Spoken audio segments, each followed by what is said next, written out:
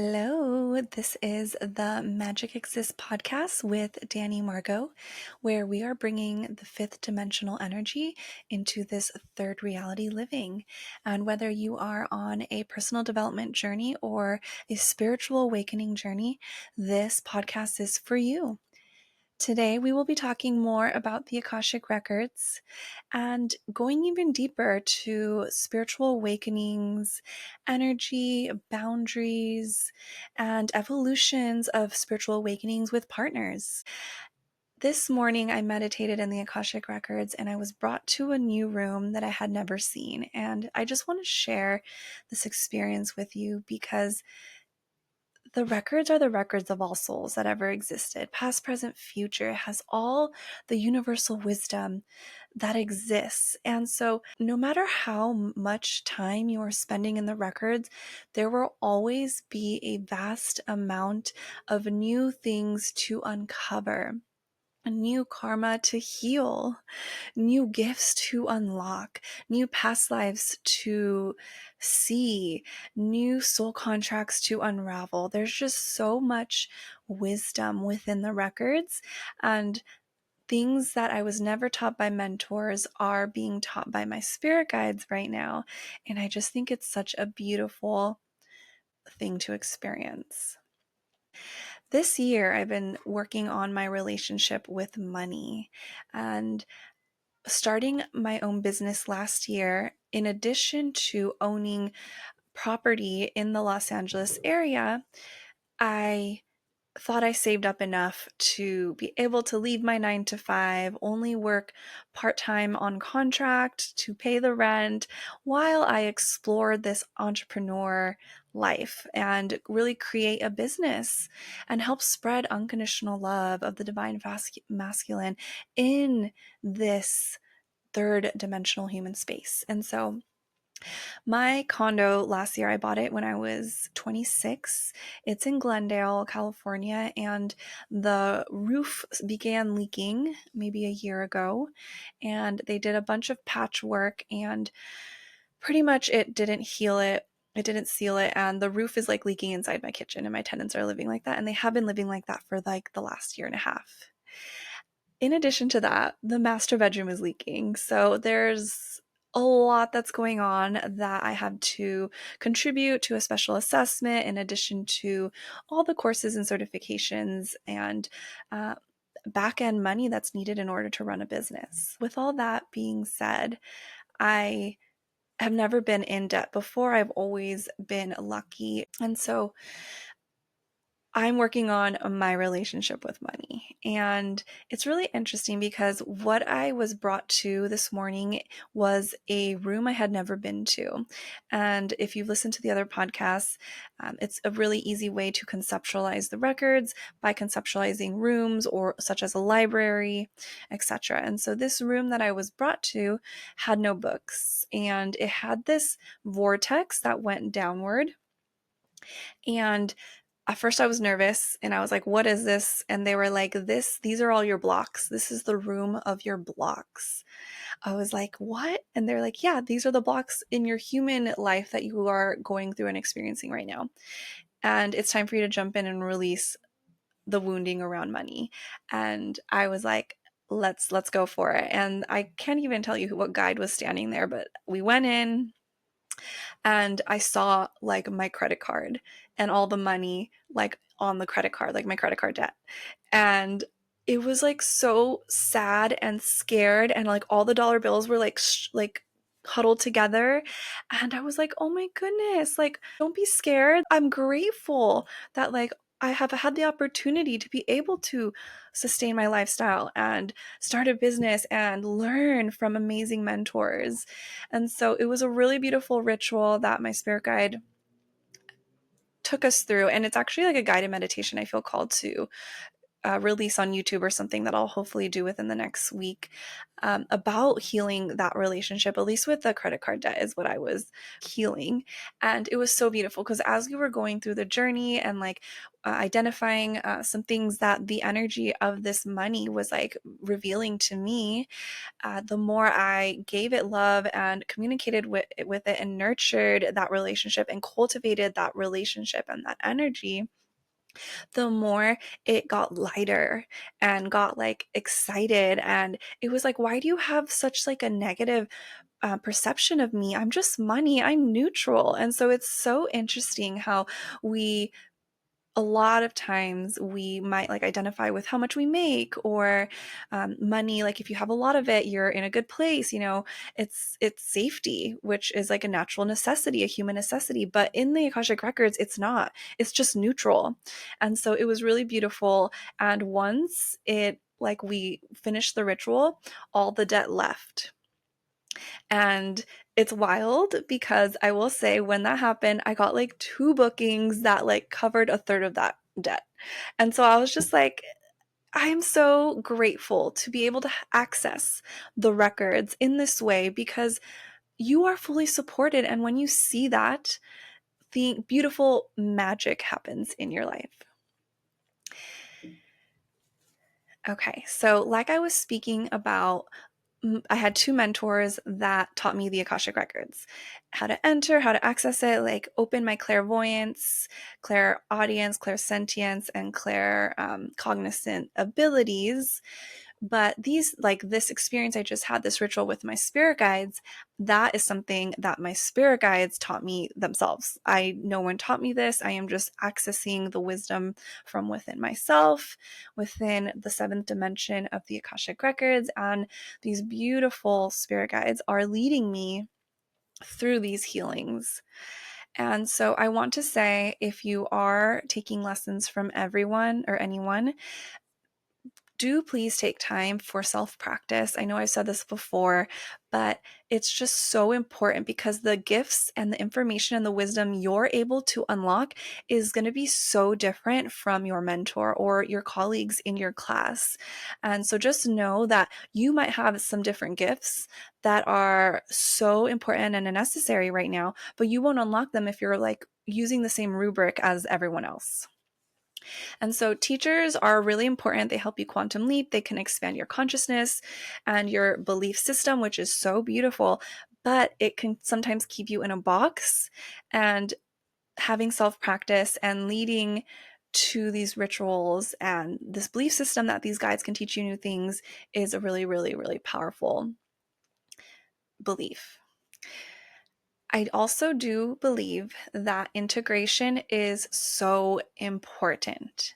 Right now, a lot of people that I know, including myself last year, were taking a lot of classes. We love learning as starseeds, not being from this planet. We are wanting to remember all these gifts, all this knowledge we previously had. And so I'm currently signed up now for a galactic astrology class. I just signed up for a medical intuitive class last year. I took this intuitive class, Akashic Records and coaching. And so I waited 6 months after my coaching session, my coaching program last year to integrate. And I really think I needed the full 6 months. It's July now, and I ended that program in December. I needed 6 months of integration for a year-long program because I was evolving so quickly. Had I taken another class, I would have not reaped the full benefits of the class that I spent like $10,000 on last year, which changed my life for the better and helped with my personal development and spiritual awakening journey. And so sometimes, yes, it is important to learn things. It helps you quantum leap. It is good to get the readings, access the readings, get validation in your timeline. But sometimes the hardest and challenging part is just being and sitting with your own energy and what you learned and implementing it, embodying this new way of being, these new tools, these new gifts, and allowing them to integrate into your daily life until they become part of your subconscious, a part of who you are. And at that point, they are integrated into your way of being, into the essence of who you are, in your authenticity. And then you can move forward. So I am a manifesting generator. And so this works for me. If you are a different energy type that's of human design, maybe that works differently for you. So I would just say, listen to what feels good for you in a way that doesn't overwhelm you, that you feel still in control of the things that are happening. All right. So with this is like my idea of creating boundaries. And I think it's really important to create boundaries while you're going through a spiritual awakening. And when I first started awakening and taking these classes, I was open. I was an open channel. So when I was going to the grocery store, I was receiving messages. When I was at the bank, I was receiving messages for the person in front of me to tell them about their father in the hospital. And all these messages were coming through. My grandma was telling me something for my aunt, she was telling me stuff for my mom, like all these things were coming through, and it can be overwhelming if you don't create boundaries. Now, I only open my channel and to receive when I choose. And so this would be when I'm in a portal with other witchy friends or with clients who are, paying for my services. When I'm out in the real world, I actually create an intention, and it's a choice to not open my channel unless it's for my highest good and the highest good of the collective. And you can even switch this up a little bit because some people I know close completely. And then I know some people, like, I know there's a show, what is it, like Monica the Medium and the Long Island, I think her name's Teresa, Long Island Medium. Like that experience, you see people open all the time and they can't even stop before like ordering food at In-N-Out because they're like giving a reading. And just know that's not normal. And you do have the choice to turn it on or turn it off. Okay, so I want to talk about past lives because past lives are really, really influential and impactful for your life here and now in what you're living. There could be blocks, there could be karma, there could be gifts that are available for you in past lives.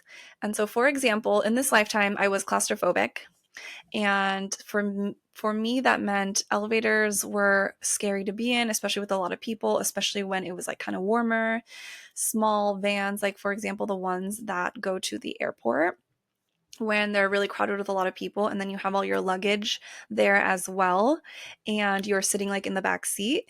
And so I had an experience where I was maybe 13 and we did a tour of one of the courthouses, and the person who was giving us a tour decided that all 30 of us kids should go inside the jail cell with the chaperones and let's just have a full 30-minute conversation in here. And this is the first time I experienced my claustrophobia, because in my mind, all I could think about was how I would escape if something happened. And I kept visualizing the jail cell closing and like being locked in there. And that led to me hyperventilating and realizing I have claustrophobia.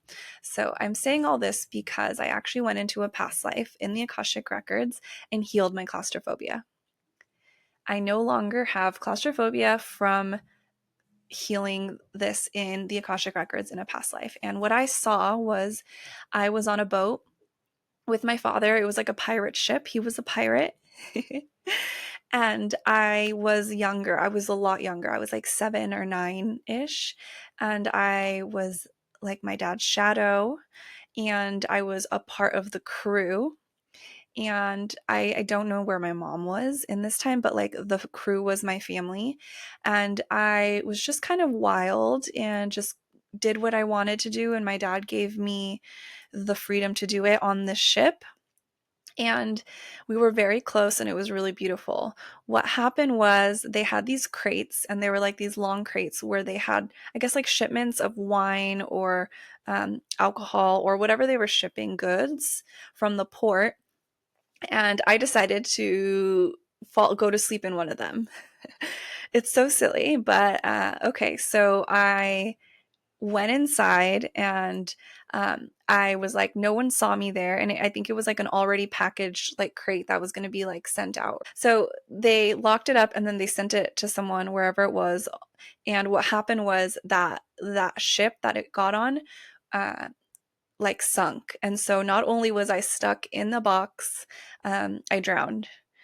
And so that energy actually was resurfacing for my experience here on earth. It's a lot, I know. And so I believe anything can be healed, any subconscious thought, pattern, behavior. And there's so many ways you can do it. You can do it through past life healings, you can do it through somatic coaching, you can do it through energy work. There's so many ways. And I just think going into past lives and activating or healing those parts of you is so impactful because of how much it can shift your reality now. Another way that I do healings in the past lives are activating gifts. And so let's say your third eye was really activated. You were like a witch and a psychic and maybe like a mother healer or herbalist in a city or a town. And your third eye was so open, but then the area was colonized or taken over. And this is actually one of my past lives where I was taken as prisoner because of my gifts, and I was like feared into not using my intuition and my gifts and my third eye, and that's how it was blocked. And so a part of my awakening process was going back into that past life in order to heal that karma. And then usually what they'll do is they'll tell me like a couple things of what I need to do to activate it into this lifetime. And so that was one of the processes I used to open and expand my channel, because my channel used to be very thin. Like imagine a faucet and like you turn it on a little bit and there's like a little stream with a few drips. Like that's how I started and when I was first giving readings. And now I feel like it's all the way open and it's like overflowing and there's so much water. And it's so beautiful. Another reason past lives are great is to see soul origins. Soul origins can originate not only from Earth, but different star systems. And currently I am taking a galactic astrology course, which is so cool because I've always known I was a starseed and I've known what systems, star systems, which if you're new to this podcast, I know this is just episode 3. I have past origins on Lyra, Andromeda, Mintaka, Sirius, Lemuria, Atlantis. I'm an old soul. But what's really cool about galactic astrology is you can actually compare your chart with someone else. So I did this with my partner. We actually have similar soul origins, which I always knew he was a old soul, but it's cool to see when someone isn't spiritual and not doing their own like work, which is totally fine. To be able to like acknowledge that part of them a little bit. And I feel like it was a kind of a cool thing when I told him. He was like, oh, okay, that makes sense. Like it just makes, I feel like it makes you feel special, but not in an ego way. Like, of course, if you identify that with that and it's like you lean into the ego, like, oh, I'm special because I'm this, that could maybe be not good. But I've did like all my friends and we are all have similar soul origins, which makes sense because we are a soul family reincarnating on earth together. So I'm excited to lean more into that and learn more about it and start doing readings on that, which hopefully in a month or so, those will be available. All right. So I want to talk about a spiritual awakening, the dark night of the soul. What does that mean? So astrologically speaking, I'm not an astrologer, but I hear it's around the age 27-ish. And so it can happen earlier, it can happen later. But this is where you start questioning all your life choices and you start just really bringing awareness to your current belief systems, how you've been doing things, maybe wanting more out of life, like your desires are changing, whatever that looks like. And so for me, it happened when I moved here to the city of Manhattan Beach, which, when was that? When I was 29. So mine happened a little later. And my ex-boyfriend brought me to Manhattan Beach. We moved in together and he would meditate all the time. He had his own spiritual practices. And it was really interesting seeing it because at the same time, one of my best friends, Steph, was doing that Oprah Deepak Chopra 21 Day Abundance. It's like that free meditation series, which helped me manifest my exact job, how I got there to the T. Like, I was working at the city of Manhattan Beach and I was going to bike to work, and I visualized that through this 21-day process. Within 1 year, I had that exact job and I was biking there. And little to my knowledge that I would only last 6 months because it was not for me. But things can come into reality quite quickly when you manifest them, which that will be another topic. But all these things were happening. People around me were waking up. And I wasn't there yet. I was just like leaning into the curiosity. I had another best friend, Chelsea, who has been psychic her whole life. And so it was just like the combination of all these like energies coming and like influencing me and being expanders for my way of thinking and being.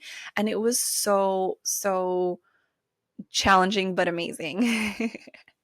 So let me kind of describe my experience.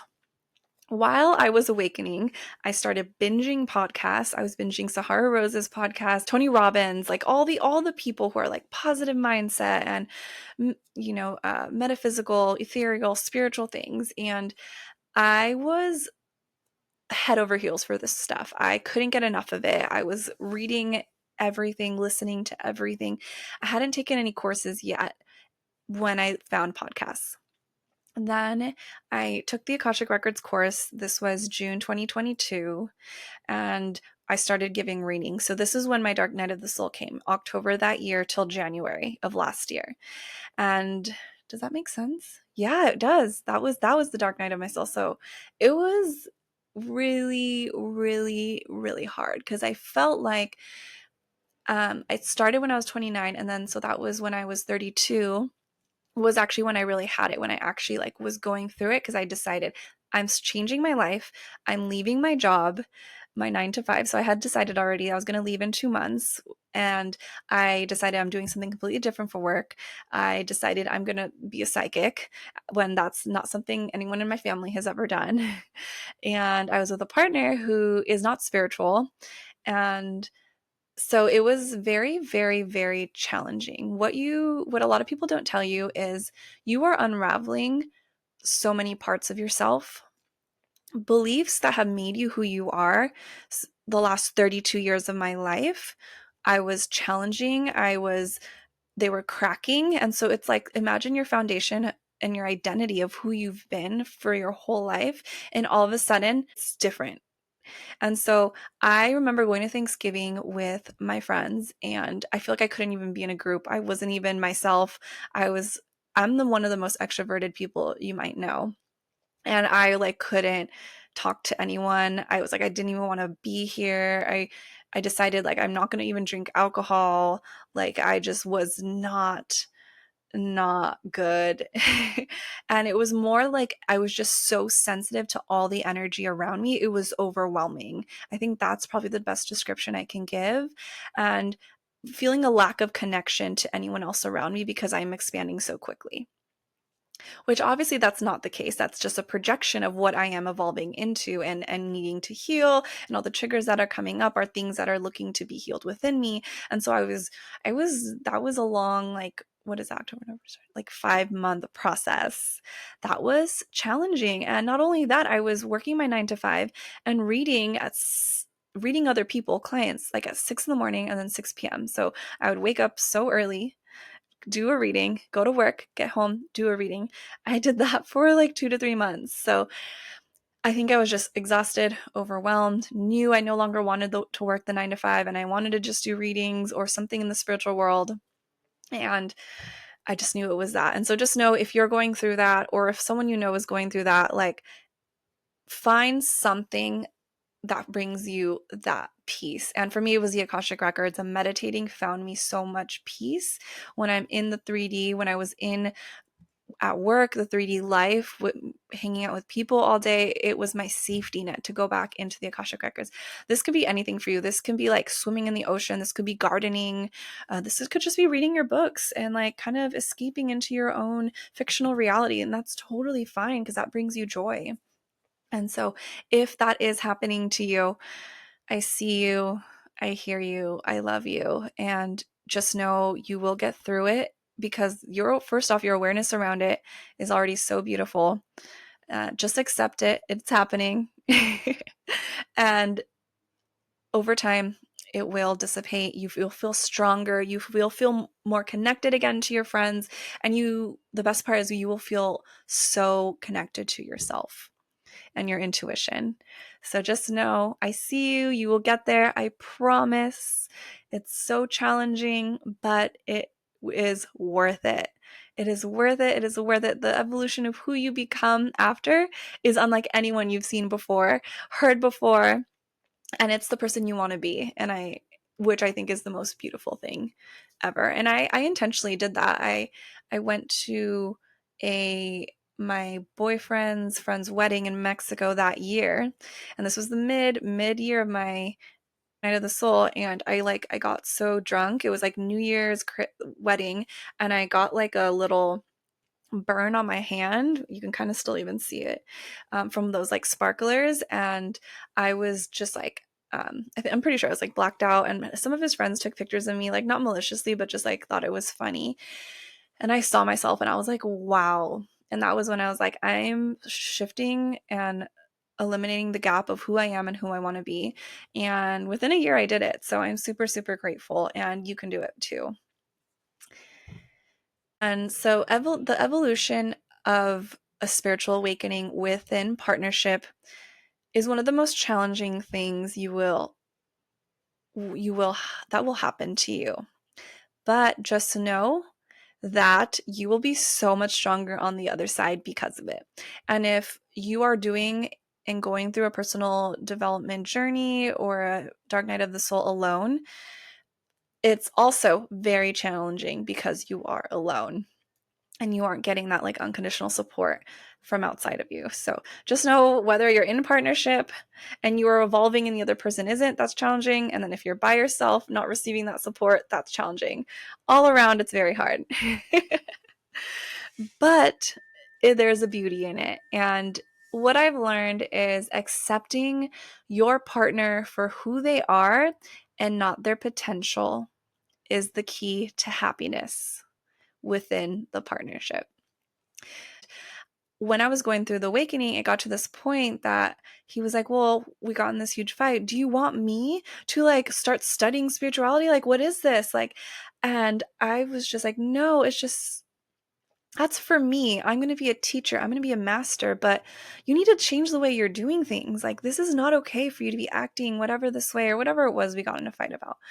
But from there, that moment, I realized, oh my gosh, I'm trying to change you. I'm trying to help you when you're not asking for help. I'm trying to coach you when you don't need coaching. You're in your own, you're on your own journey, whatever that might look like. And it's going to look different than what your journey is, but that doesn't mean it's incorrect.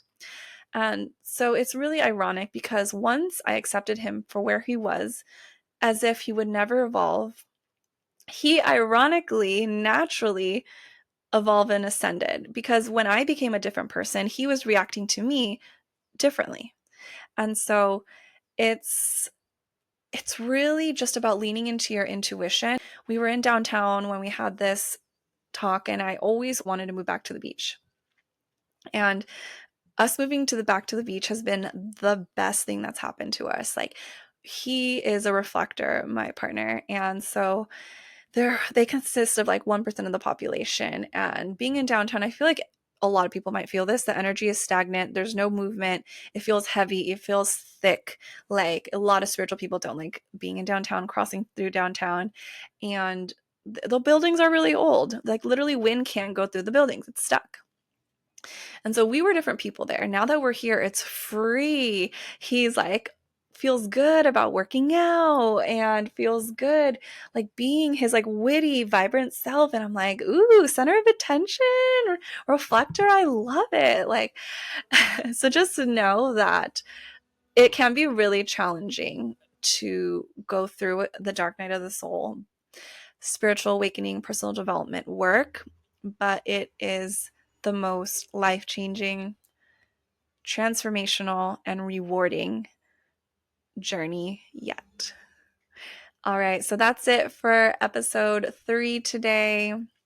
Thank you so much for listening.